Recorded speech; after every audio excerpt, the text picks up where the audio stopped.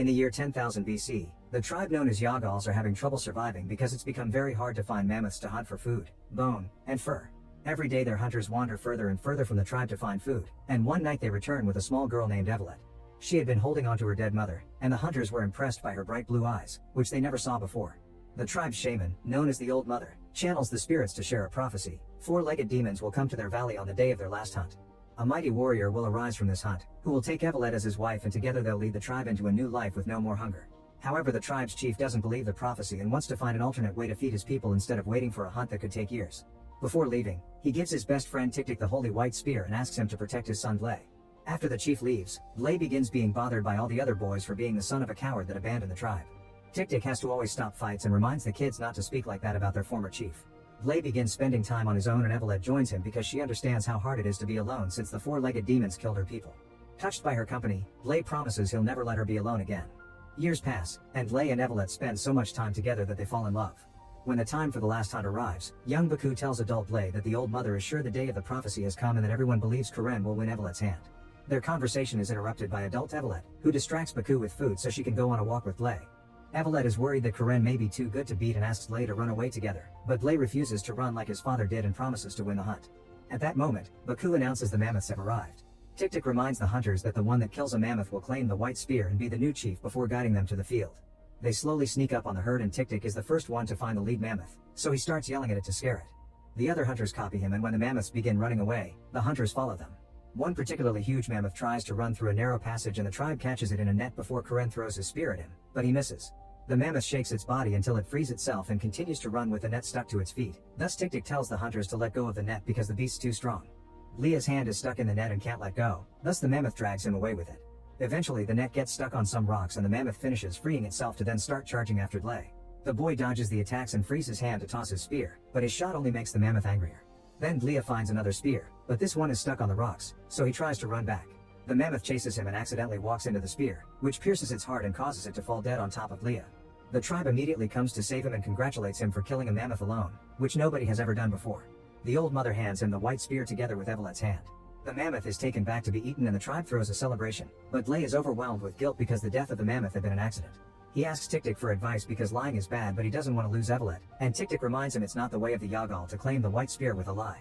Later in the evening, Blay tells Evelette that he's given the spear back to Tik-Tik but that he still loves her and wants to be together with her. Sadly, Evelette sees Blay giving up the spear as giving up on her and leaves. The next morning, the tribe is suddenly attacked by the four-legged demons, who turn out to be horse riders. They capture all the strong people to be used as slaves and kill anyone that dares challenge them. Baku hides in a hut and has to watch how his mother is killed by one eye. Blay fell asleep outside the tribe to deal with his guilt and is woken up by the screaming, so he immediately comes to help. However, Tik-Tik stops him because they have no chance against them. The leader of the riders, known as Warlord, notices Evelette's beauty and decides to take her for himself. After the riders leave with a bunch of new slaves, the survivors try to take care of what's left of the tribe. Blay decides he wants to go after the riders, and Tik-Tik and Karen accept to go with him. Baku wants to go too and is told to stay back because he's a kid. However, when the trio leaves, Baku sneaks out and joins them anyway, explaining he has no family left. After walking for a few miles, they find a bunch of stones that indicate someone made a fire there and a piece of Evelette's necklace that confirms they're on the right track. As they move further, the group is hit by a snowstorm, and because the Old Mother is following their spirits, she feels the freezing cold as well. The hunters manage to survive the snowstorm, but they wake up to discover the snow destroyed all the tracks left by the horse riders. They wander for many days and nights, and they start to wonder if they're getting lost. Meanwhile, Wanna discovers Evelette has been dropping parts of her necklace, and when she refuses to hand it over, Warlord whips her hands to break her determination.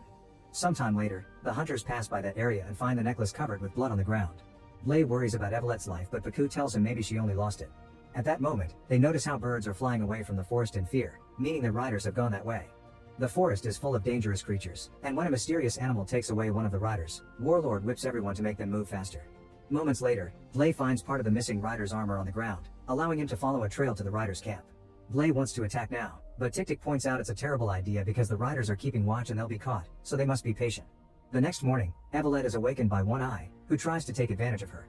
Blay immediately comes to knock him out and reunites with Evelette, but they're interrupted when the horses suddenly begin to panic because of something they saw in the woods. Blay takes Evelette with him, and as the riders get ready to leave, Warlord notices his favorite girl is gone. Blay takes advantage of the distraction provided by the horses, and together with Evelette they begin freeing some of their people, but One Eye sees them and begins chasing them. As they run, they meet up with Tik-Tik and the others, and unfortunately One Eye manages to capture Karen. The chase is suddenly interrupted by the attack of terror birds.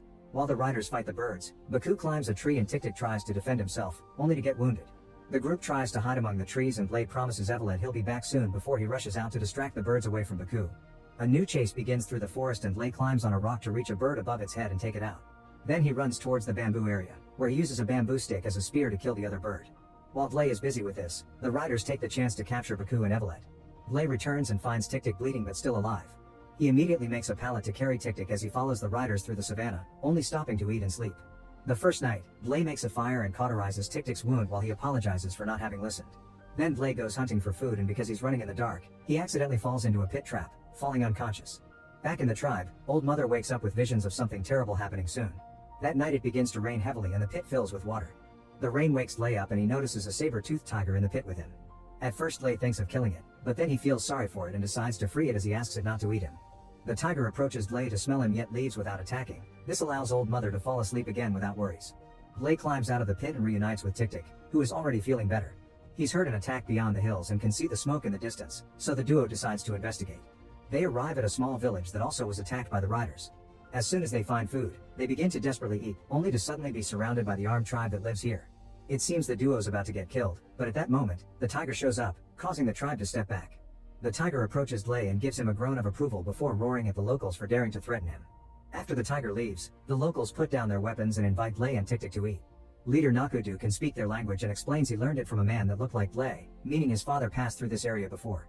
Blay wants to know where to find his dad, but unfortunately he was taken by the riders too, and nobody has ever escaped from them.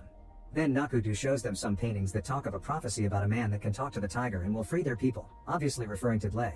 Nakudu sends words to the other tribes, but Blay doesn't feel like he can lead. To make him feel better, Tik-Tik explains that his father didn't abandon him. He left to find a better life for the tribe, so it's up to Blay to follow or not his ideals. The next morning, the messenger comes back informing them the other tribes were attacked by the riders as well. Tik-Tik wants to go after them, and Nakudu asks his men to get ready to leave. As everyone says goodbye to their families, Blay notices Nakudu is alone, and Nakudu explains the riders killed his wife and stole his son Tudu. Speaking of Tudu, he meets Baku while they're being dragged around by the riders, and they quickly become friends. When the group stops to rest, Wana tries to make Baku drink some water, but Baku responds by attacking him. Wana immediately jumps on him to kill him, so Evelet asks the warlord to stop it. The warlord can't say no to her and hits One Eye to make him stop, which angers One Eye and almost makes him draw his sword. However, he knows he can't hurt the leader right now and promises revenge later. Back to Blay, he leaves the village with the others and is shocked to see many other tribes already waiting for them just because they've heard the great leader has arrived. The group starts an arduous walk without stopping to sleep or rest, and each day that passes brings more tribes to join them. Eventually they make it to the river and discover the riders are leaving on boats full of cages with the slaves. Blay can't help yelling Evelet's name, and as soon as she hears him, Evelet shows the others that Blay will come to save them. The kids are excited to see such a huge group of warriors, but the riders immediately make them shut up. Since they can't follow actual boats, the tribes stop to discuss their options. The story says that the river moves like a snake through the sand, and the slaves are taken to the eye of the snake, which rests under the sun that doesn't move under the moon. The only way without boats is through the desert, but nobody can walk that far.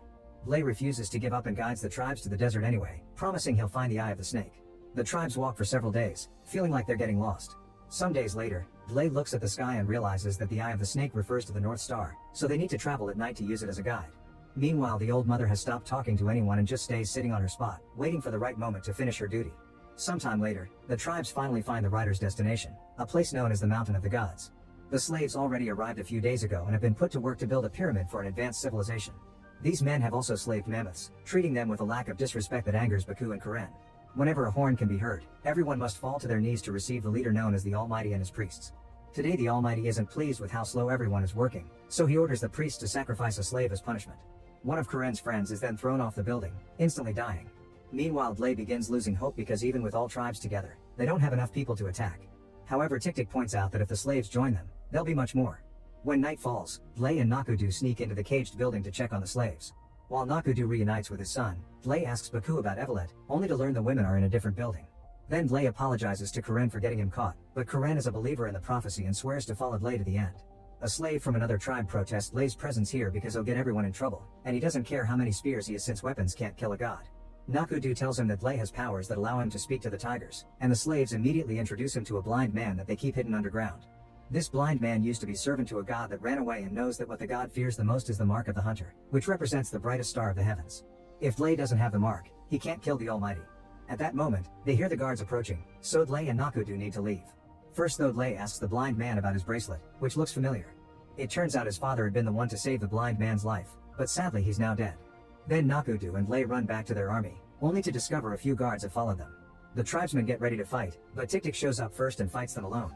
He takes all of them down with masterful skill, but one of the guards only pretends to be dead and stabs Tik Tik when he turns around. Lay rushes to Tik Tik's side, telling him he needs him because the slaves won't fight with him since they have their own prophecy. Tik Tik reminds him prophecies have many faces, then he hands Lay the white spear before dying. In the meantime, Evelet is taken to Warlord's chamber so he can take advantage of her tonight. Evelet carefully steals his sword, but before she can defend herself, they're interrupted by the priests and the guards, who immediately arrest Warlord for stealing a slave from the Almighty. It turns out One Eye has tattled on Warlord as his revenge. Then the priests take the sword from Evelet's hand and discover the scars form the mark of the hunter. The priests inform this to the Almighty, who gets furious at the news. Back to Lay, he buries Tik Tik while Nakudu reminds him his father would have wanted him to be a good leader. Lay finally accepts the white spear and gives the tribes a great speech about working together to kill giants like they do to hunt mammoths. In the morning, they get ready with a plan. After burying their spears in the sand, they sneak into the camp pretending to be slaves, and Lay tells Baku he shall be a hunter today. He also begins passing around a message of an incoming fight. Meanwhile, Evelet is taken to the Almighty together with Warlord, who is whipped for his betrayal. The priest also informs Almighty that a great army of spear warriors is nearby, meaning they need to get ready. Back to the slaves, Lay and Karen find the mammoth leader, so they send Baku and Tudu to do their part. The kids free the mammoths from their bindings, and once they're done, Lay gives the signal to start the fight.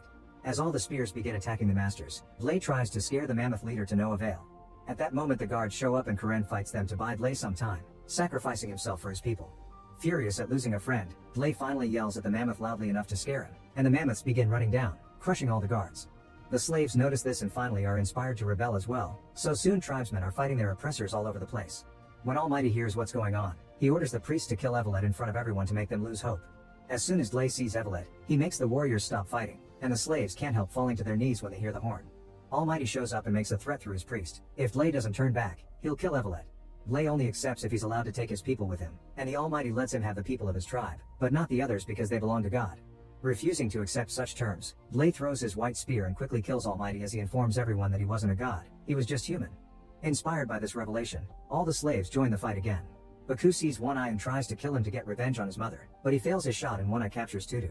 This proves to be a mistake because Nakudu immediately kills One Eye to save his son. While the slaves enter the main building to bring down the priests and burn their boats, Warlord frees Evelet and takes her away on his horse. Lay begins running after them, and when Evelet sees him, she steals an arrow to stab Warlord, making them both fall off. Evelet and Lay run toward each other, but before they can reunite, Warlord shoots his bow and hits Evelet. This is felt by the old mother, who immediately begins bleeding. A furious Lay runs to Warlord and kills him with a white spear. People around him begin celebrating their victory, but Lay only has sad eyes from Evelet, who dies in his arms. Devastated, Lay runs to the mammoths to ask for a merciful end of things for himself, but at that moment, the old mother gives her last breath. As she dies, Evelet comes back to life. Lay runs to the love of his life and the tribesmen can celebrate for real this time. Sometime later, the tribes return to their corresponding villages. Nakudu gives Lay some seeds his father had collected, which should help feed his people. Both tribes say goodbye forever, since that's the last time they see each other. A few days later, Lay and the rescued tribesmen return to their tribe and plant the seeds, which begin growing pretty quickly. With Lay as the new leader and enough food to save the village, Old Mother's prophecy has finally been fulfilled.